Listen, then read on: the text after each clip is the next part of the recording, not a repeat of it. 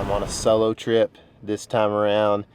I left a couple hours ago. I am definitely feeling the not so good night of sleep that I had last night due to kids that were not feeling good. But my wife is a champ and I am leaving due to her grace, and I am headed up to Kansas. There are several different types of winds that I'm going to be able to hunt this time around, and I'm hoping that it'll put me in the right position to kill a deer this time instead of just be this close and not get it done. So let's go.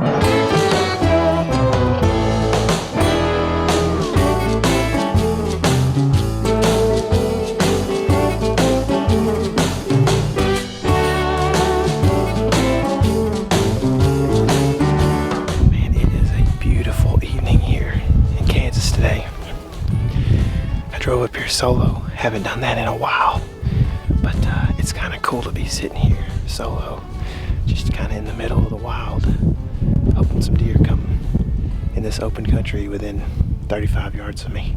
I think I have a pretty good setup to do that today. Last time we experienced deer coming off of this hill back this way to the west, coming over a saddle from another draw that's more remote, working their way up to an ag field back this way to the east. They came right through this pinch. 2 bucks came right through this pinch. They can go on that side of a little bluff right over here, or they can come on this side of this bluff right here. But it looked like most of the deer wanted to work right through the low spot right here. And there's a couple of trails. I know there's cows in here, so those aren't super trustworthy. But I'm thinking that the deer, if they come through, are going to use these trails. One's at about 30 and one's at about 40. And I've got a decoy set up back over here to the east. I'm hoping that if I get a buck to come in, or when I get a buck to come in, that he comes down one of these 2 trails, sees my decoy, starts to work towards it, gets to within 30 yards or so. And right here on this steep incline of this bluff, I'm able to kind of sit, lay back, draw my bow in the grass, and sit up real slow. And I don't think he'll ever see me, especially if he's fixated on that doe decoy over there. Hopefully it doesn't wig him out. It's kind of late in the year, but I'm thinking that maybe a few of the young does may be cycling into estrus, and there may be some that didn't get bred the first time around. If I'm optimistic about things, that could be coming back into their cycle. It's about that time. It's December 11th or something like that maybe. So anyway, I'm going to get quiet. I think I still have some time before the deer stop moving, but I'm going to get set up, get ready, get focused, see my shots mentally, and make it happen tonight. I'm feeling good.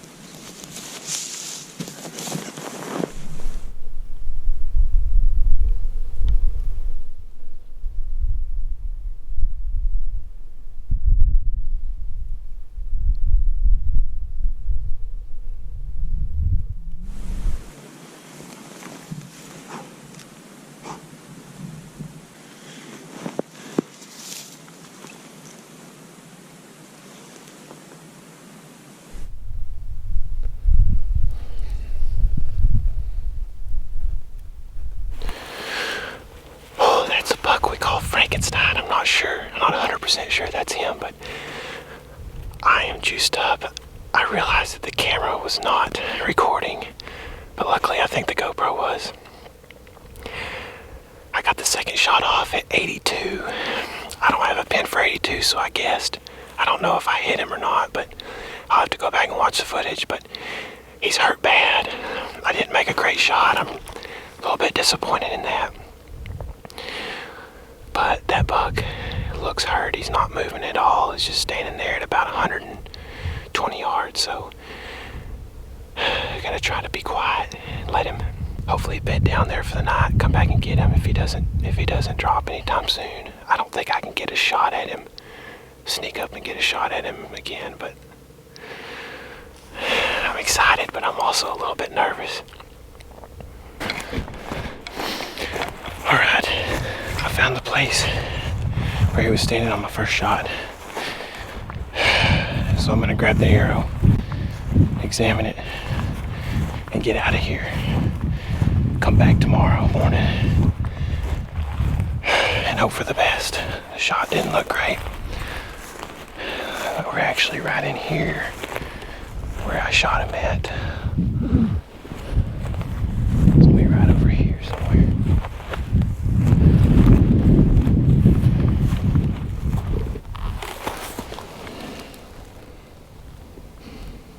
Smells like guts a little bit. Liver and guts. It's one of the worst shots I've probably ever made. Not happy with myself. But I'm just gonna try to stay at it for the next day or so and stay positive and see if I can find this deer. He was hurt pretty bad.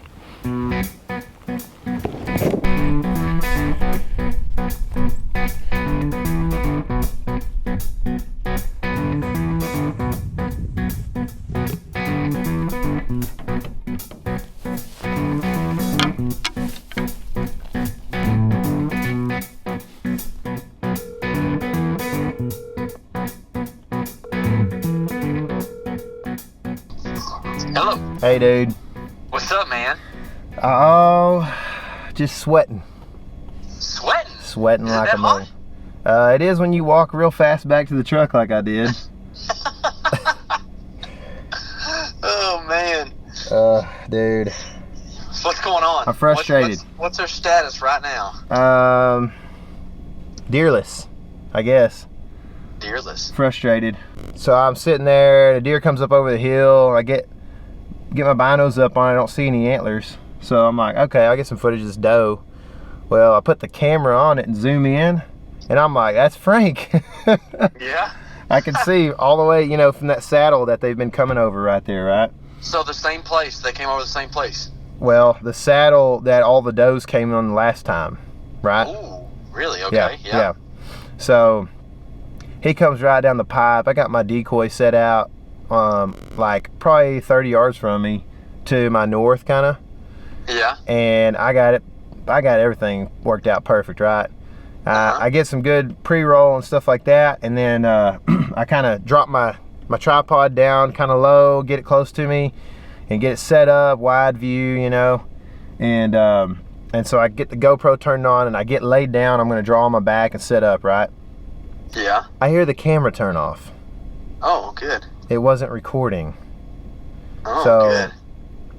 anyway, when that happens, I reach up and try to turn it on real slow, and I can't see Frank at this time. And when I'm having trouble getting it to turn on, I just tried to hit the record button to see if it would go off standby, you know. Didn't happen. So when I kind of peek back up, Frank's looking right at me. He had seen my hand or something, I guess, or was just looking at the camera or something. He's at 40 yards. Oh, no. Standing, staring. And so I'm like, please look at that decoy over there, you know.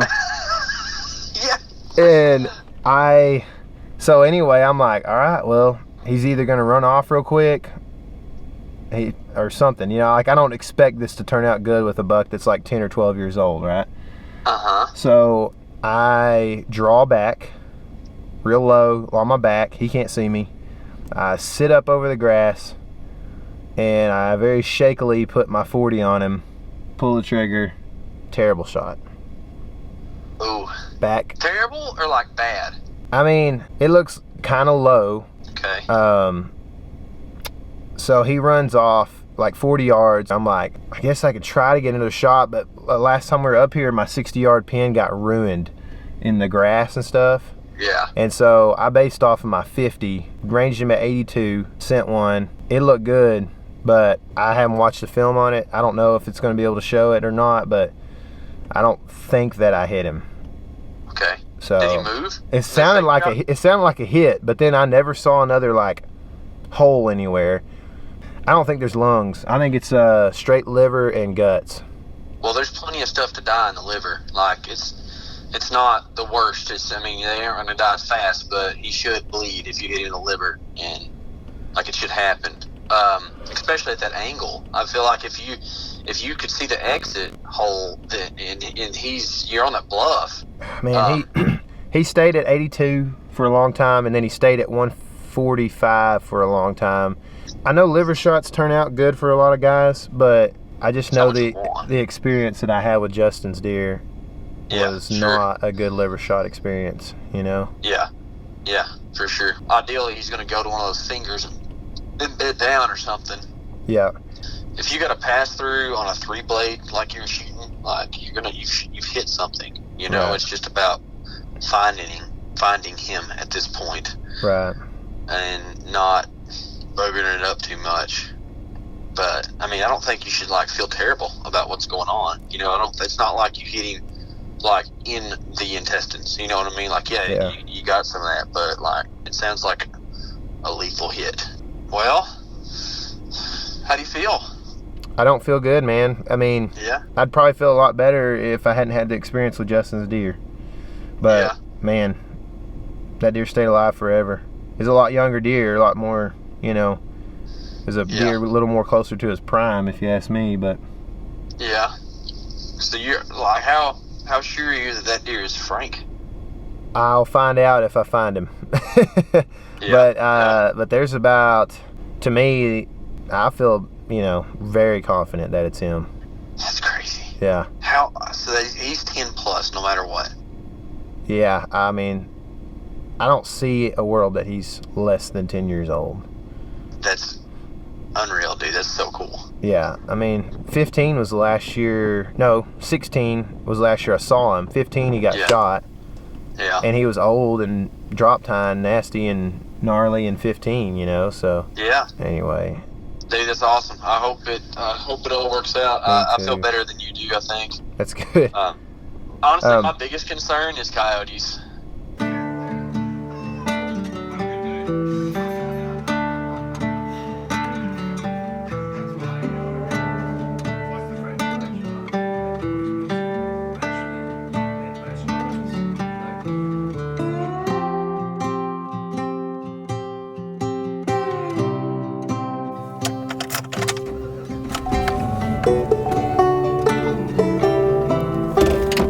Well, it's a frosty one this morning. I slept pretty good. I think I was just really tired, but slept pretty good. It's still pretty dark. Waiting on a little more light just to give me the best opportunity to see the deer.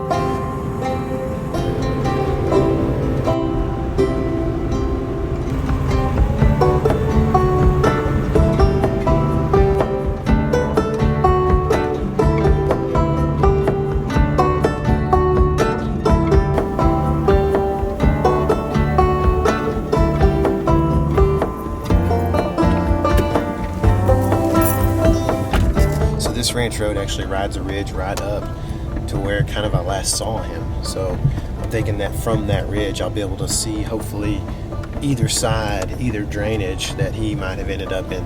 And whether he went over the ridge or not, I don't really know. It was just getting so dark and I was looking through albinos into the sun, which made it really difficult. So that's where we're going to start today.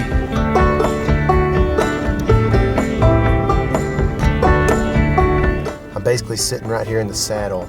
So what I'm going to do is while the sun's still kind of coming up, I'm going to work down over there and try to find my other arrow, look for the blood that I saw last night, and hopefully work off of that, blood trailing. I'm going to carry my bow with me. So being that it's about 14 hours later, hopefully he'll be good and dead and frozen solid. It's a beautiful morning, by the way. Whether or not I find this deer, God's good. Here we go.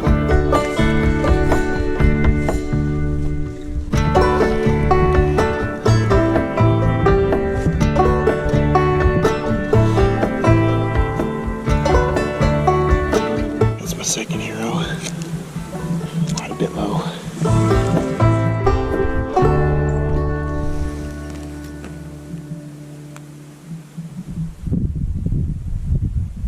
Well, I found him.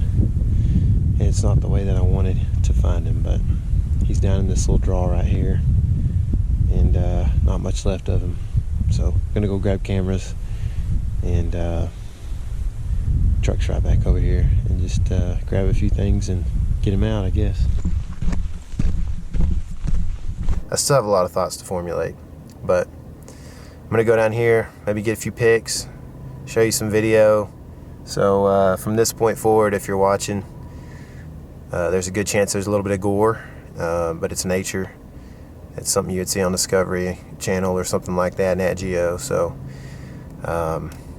you know, if you don't want to see it, then you can turn this off. And if you want to see the rest of the story, then feel free to keep tuning in. I'm going to drive down here a little bit closer and work down into the canyon that he was in.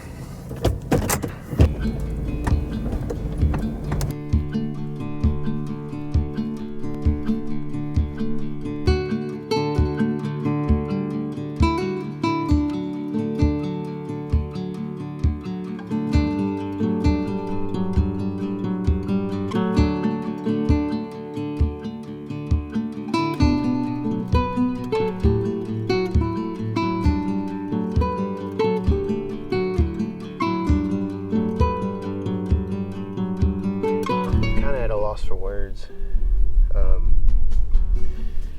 This is Frankenstein. You can see probably why he's named that. I was sitting in the stand filming Frankenstein in 2015 when a buddy shot him, hit him high in the shoulder. He was old then, on the downhill, had a big drop tine, I believe on this side. Very similar characteristics to his rack. We had pictures of him just a few days later, and he looked to be okay. I saw him again the next year in 2016, didn't get a shot at him, and 2017 my season was over pretty quick, so I didn't run cameras down here. I didn't know if he was alive still, and KC and I came back in November of this year, hunted this property on a wind that we really didn't feel comfortable hunting anywhere else, and lo and behold, he showed up. He looked in pretty rough condition, but he was still making it up to ag field to eat every night. I came back over here last night because I had a good wind for the area and made a marginal shot, and I think he died pretty quick, I'm sure, looking at the condition he was in after the shot. And this deer lived through some stuff, some really brutal winters up here. The wind gets to blowing, and I've seen -5 up here. I've been up here when it's snowing and -5. And I've been here when it was 117 degrees. So it's a pretty big range, pretty harsh climate, not much water out here. And you know, in 2011 and 2012, there was a big drought all summer long, lots of days with triple-digit weather, and we had a major outbreak of VHD, and this deer survived that. You know, this is a deer that's battled the elements for a long time, and obviously a lot of coyotes too. This is by far the oldest deer I've ever shot, and probably the oldest deer I'll ever shoot. Pretty neat story, but a kind of an unfortunate ending to it. But I really don't know if he would have made it through the winter.